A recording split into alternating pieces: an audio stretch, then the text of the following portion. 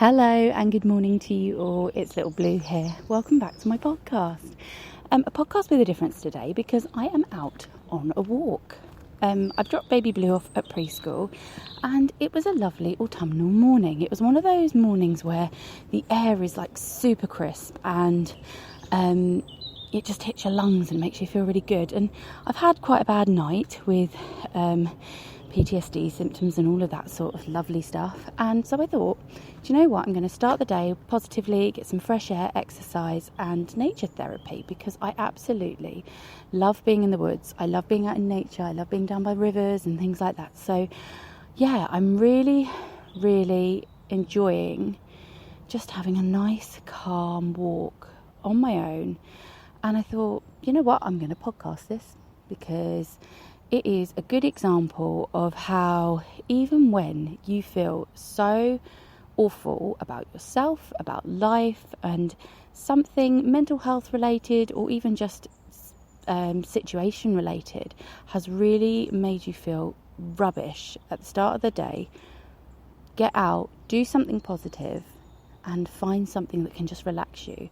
This really works for me, and I know it really works for a lot of people, just getting out on your own in nature. I don't know if you can hear.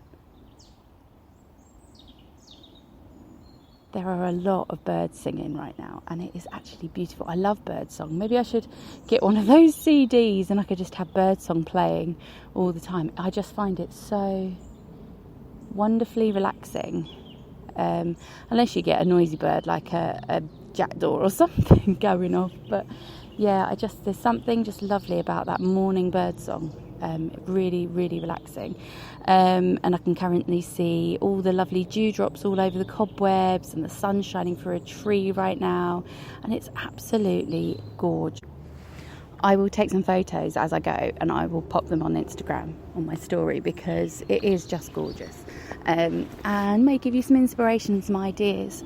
So anyway, how is your week going? Have you had a good one? Are you feeling a bit low and in need of some motivation? If so, really recommend getting up and out of bed, even if you don't want to. Set an alarm and just do it. I find first thing in the morning I'm a bit of a zombie, and so if I pre-plan a schedule for myself, I just automatically do it, and before I know what I'm doing, I'm out and about and already doing it. It's why I used to go to the gym at 6 a.m, because before I knew it I was sat on a treadmill and I was already exercising. I was like, oh, what the hell am I doing? This is crazy stuff. And I never really thought about the fact that I was getting up so early. The other thing too, if you do love nature photography, it's such a great time of day to come out really early, because you do see some really wonderful things. You get the deer, you get the rabbits, in the UK of course, and yeah, it's just lovely. I mean, there's a great tit in front of me. I've seen jays, I've seen squirrels, blue tits and robins, just everything that the great British woodland has to offer. And there's loads of lovely oak trees in this woodland too, which is why in the summer when you come for a walk here it's so humid. I never actually knew this. My dad told me this. He used to work for Surrey Wildlife Trust till he retired, and apparently oak trees actually give off humidity. So when you walk through this wood in the summer, if it's super hot, it's like you're walking through a tropical rainforest almost. It is so humid up here. It's crazy. And then you get back down to the village and it's just absolutely normal and you can breathe, and it's crazy. But something about an oak tree. I must sound crazy today, but honestly, this is doing me the world of good before my appointment. But yeah, so this week I've really been talking about ways to positively motivate yourself, because it's so important in the long scheme of things. You can get help through your doctor, you can get professional help through counselling, you can go to an outreach worker, you can find help through your friends and your family, etc. But ultimately, if you have mental health issues, or if you have any sort of personal worries or stresses, it is not going to just magically be taken away. It is something you've got to do. So if you can physically teach yourself how to manage it and how to recognise when you're starting to feel those symptoms, and you can realise the real stress and worry and concern between the sort of irrational side of it, then you can start to say, okay, I think I'm being irrational. I need to find a way to relax myself. I'm going to go out, I'm going to go for a run, I'm going to go for a walk, I'm going to go for a swim, read a book, do something, calm my mind, and then I can reevaluate it with a clearer head. And that is what I am having to do a lot this week, because it has been quite a bad week. But it works, and day by day I feel myself. And when you're a parent especially, if you're on edge all the time, it will affect your relationship with your children, because little things will irritate you and you will be more likely to snap, you'll be more likely to you'll be less tolerant, basically. And I've found, since I've started managing myself and finding ways to relax, Baby Blue's not been playing up as much, and our relationship's been really lovely. So yeah, you have to really just keep on top of it. But I'd love to know the ways that you relax, the things that you do when you're feeling really low or stressed or worried. Do you take time out, and what do you do? Do you like those colouring books, those mindful colouring books, or do you go for a bike ride? Do you whack on some music and sing your lungs out? I used to do that when I was a teenager, quite a lot. Do you go to cinema? Do you meet up a friend for coffee and things like that? What do you do? Yesterday, actually, I wrote it on my blog on Instagram, but I went and got myself a nice hot drink, and I actually sat and wrote a bit of a story. I've done writing courses. I've always wanted to do a creative writing degree, but it's one of those things where I've always doubted myself and just never done it.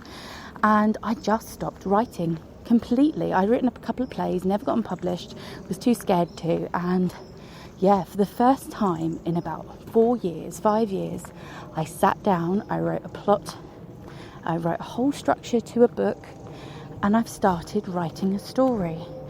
And it's a story I actually wrote when I was a kid, and I want to develop it. And oddly, the lead character's name in my original story is now my daughter's real name. So I have changed that, and I'm making the character older.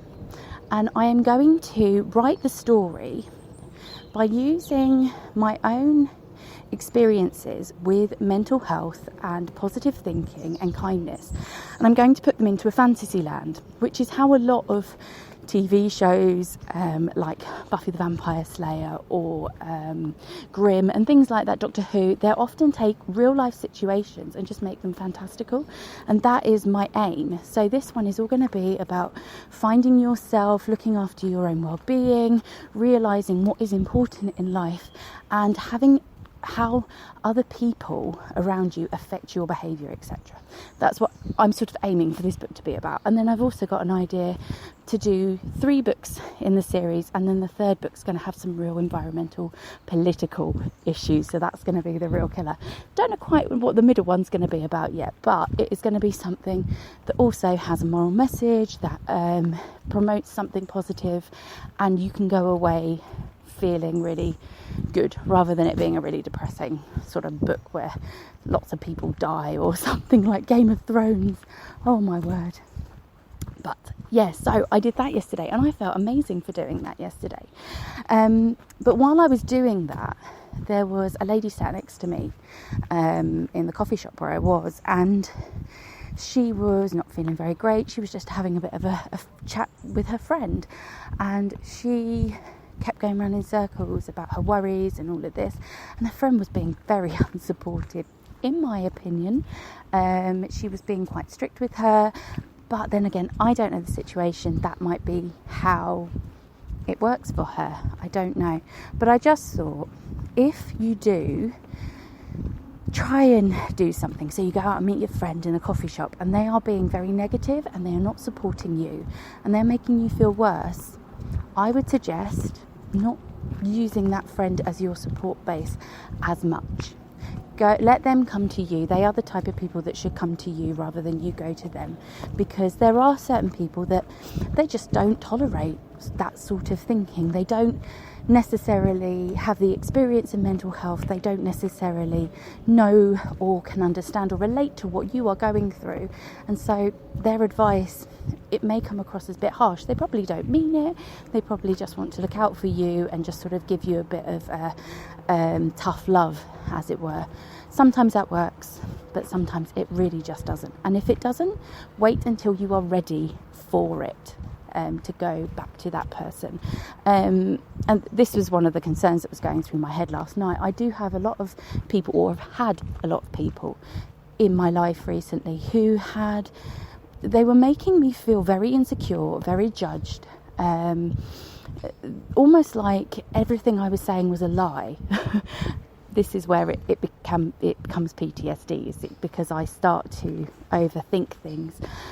Whether or not that is true, that is how it was making me feel. And I think since I have distanced myself to those people who were a little bit more strict, a little bit more negative towards me and my diagnosis, I've been more relaxed. I've definitely been more relaxed since I've removed myself from my domestic situation that I was in, becoming single again, being able to focus on myself and not everything else that my ex-partner was trying to get me to do and things like that. There is a lot less drama in my life, which I absolutely love.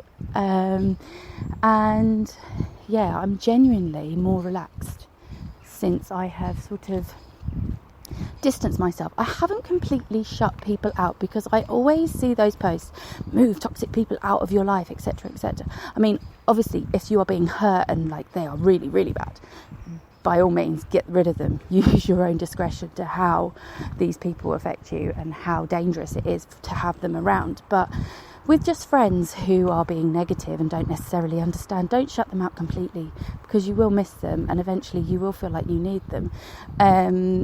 And if you have been shut out by someone, just wait for them to be ready. That is all you can do. Be understanding, be kind, be sympathetic and supportive, and just wait until they are ready for you to be back in their life, because it's not necessarily you are doing anything wrong, or that the way you act is unhelpful and upsetting them. It's just they need to be in a place where they can deal with certain people. I've been on both ends there. I've been the person who's had to put people aside, and I've been the person who has been told, I just need some space, sort of thing. And it's not, you don't even have to tell them you need space. You can just take the space and then come back when you're ready, because that's what it is about. It is about knowing yourself, knowing your limits, and just finding ways to keep yourself going, because life is fleeting. I always say this. I lost my best friend at 33, and if it's taught me anything, it is that you never know what is around the corner. You never know which person in your life is going to be there from one day to the next, and from one second to the next even. Make the most of everything, and the key to life is to enjoy the simple things, look after yourself, and to just really care for what is truly important. The environment, your mental health, your well-being, the people around you, the people you love. There are certain things that may feel important, like your job, your money, all of that sort of stuff, but at the be and end all, it's probably not as important as you thought. Family, friends, the environment, nature, all of that sort of stuff is the most important, in my opinion. Anyway, I'm nearly at the end of my podcast. I've got to get to my appointment as well, so I'm going to leave it here. I hope this has been a little bit of a different one. You've had some lovely bird song, and I will see you at the next podcast. Have a fantastic day and take care of yourselves.